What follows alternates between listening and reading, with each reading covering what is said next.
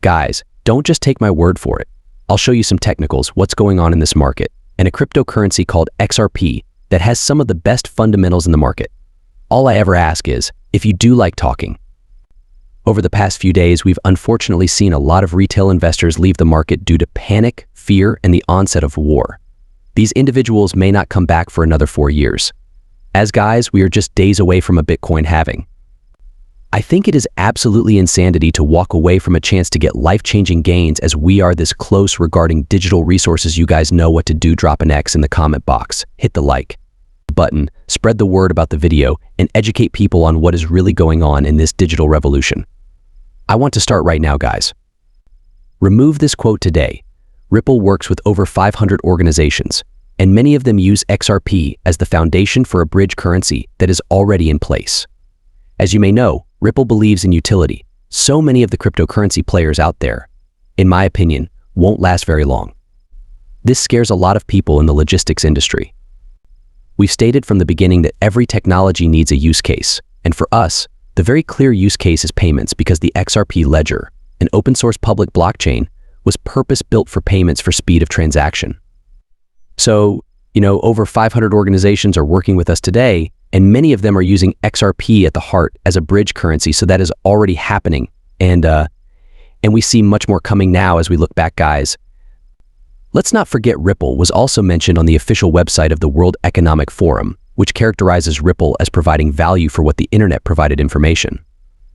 Guys, it is very evident to me when I look at this chart that we have been in a consolidation for what appears to be exactly what happened back in 2017, when we saw a massive breakout and we did see many people get into XRP and make life-changing gains. Unfortunately, I was not in XRP at that time, but what I am looking at right now is a chart that looks more bullish than what we had back then. Let's not forget, folks, mostly speculation, but now that the market is mature, financial institutions are present, large players are here to stay, and we're ready to turn the tide such that the SEC will support us and banks will actually enter and begin stockpiling XRP as if there is no tomorrow. Turkey breaking news from Telegraph Central Bank announced a further loss of $25.25 billion for 2023. What have central banks been up to? Have they been hoarding gold? Have they been moving into cryptocurrencies? Have they been moving into precious metals like gold? Have they been collaborating with companies like Ripple and Stellar to list digital currencies on the Now map? This graphic illustrates our most recent relocation. After Iran's UnMission tweeted that their country considered the situation, cryptocurrency prices fell within an hour of the attack and started to recover on Saturday. This continued to fuel a rebound throughout the rest of the weekend, and as I mentioned earlier, we did reach the low 50s or low 40s. Excuse me for the XRP, but I did pick up some around 43 cents. We have since moved back up, had a brief rally backward back up, and are currently sitting fairly flat.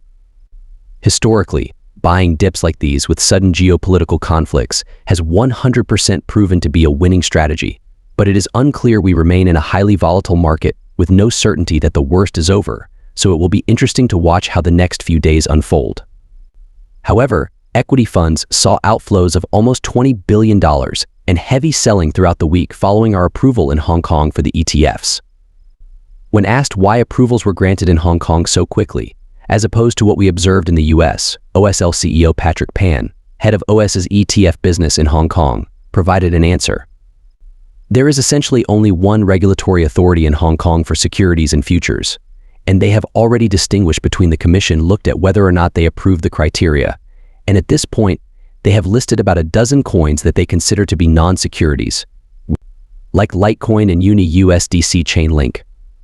Of course, we know that XRP is not a security at this point, so why Ripple stablecoin may leverage its core business is something we want to remind people of. These so-called securities and those that are not under the regulatory framework, non-securities like BTC and Ether, can be made available for retail trading on a priority basis.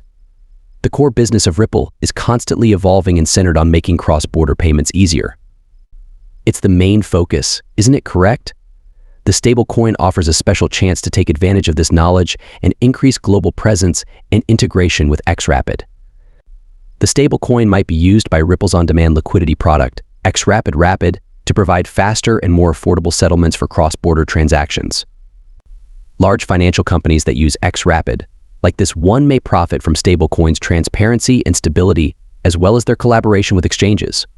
The stablecoin's accessibility and liquidity could be increased by integrating it with well-known cryptocurrency exchanges. This would facilitate trading and encourage broader user adoption as Ripple explores developing a decentralized finance ecosystem around this stablecoin. Chart again and observe only a bullish. That's all I have for you guys for now. If you don't mind, click the like button, subscribe button, and share button. Turn on those notification bells. I'll see you all in the next one. Guys, I am extremely bullish.